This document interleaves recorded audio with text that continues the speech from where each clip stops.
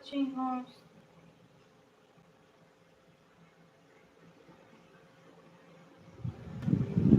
I-subscribe ko yung nagdikit sa akin, kawawa naman. Binabalikan ko talaga pag mayroong mga bago na mag-comment sa video ko, tinitingnan ko kung may ba sila. May channel ba sila, kasi kawawa naman. Kasi pinagdaanan ko rin yan, ganyan ako dati, naghahanap ako ng subscriber para madagdagan yung ko. Nakipag-anuhan pa ako niyan, sakto sa palitan ng subscribe. Nasali pa ako sa mga GC. Ito, tingnan ko ito kung may channel pa ito. Kawawa lang pag hindi ko ito pinali.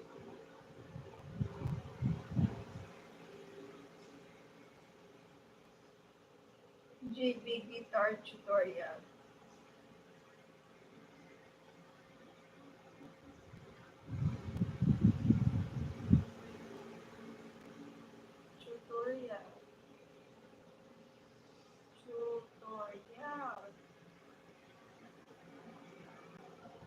Ay, nakasubscribe na pala ako sa kanya.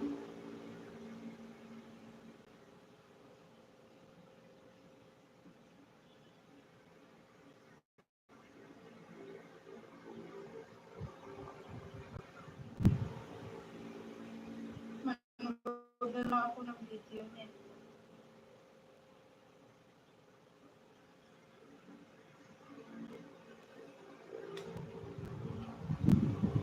Ganyan lang, tulungan lang.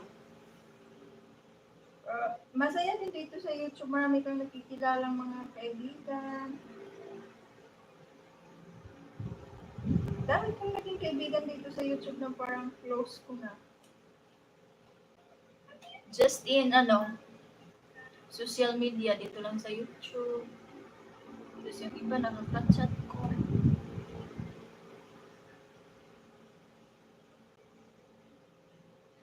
Daabil-abil, oy, wala akong masyado pang video doon, baka mag-complain. Nabura kasi mga iba kong video doon, kaya hindi na ako updated. Yung iba kasi mag-complain. Mag-complain kasi mga iba. Nabura na yung mga video ko doon, iba. Gagawa pa ako ng mga video.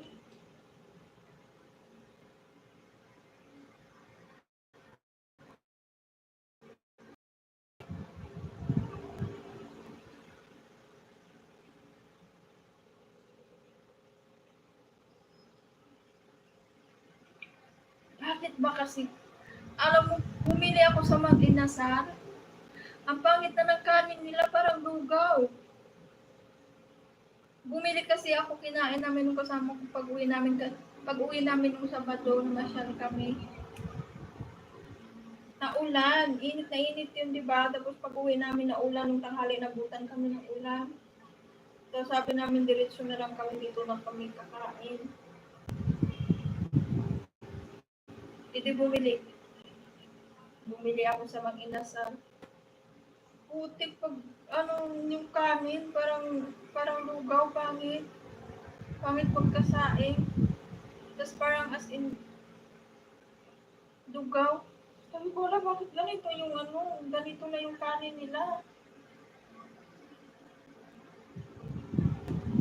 Ang pangit talaga ng rice na yun. Simba ko, ay Kuriagaba. Tapos lugaw. Parang hindi nga din nagustuhan ng kasama ko eh. Pero no choice siya.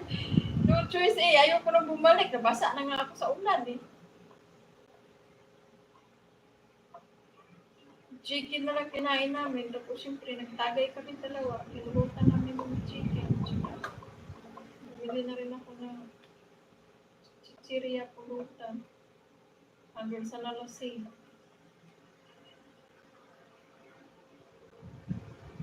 Dati, masarap naman talaga dati yung rice sa Mag-Inasal. Unli pa. Unli rice pa. Meron pa bang unli rice ngayon? Hindi na kasi ako nakakain ng dine-in eh. Puro take out na lang.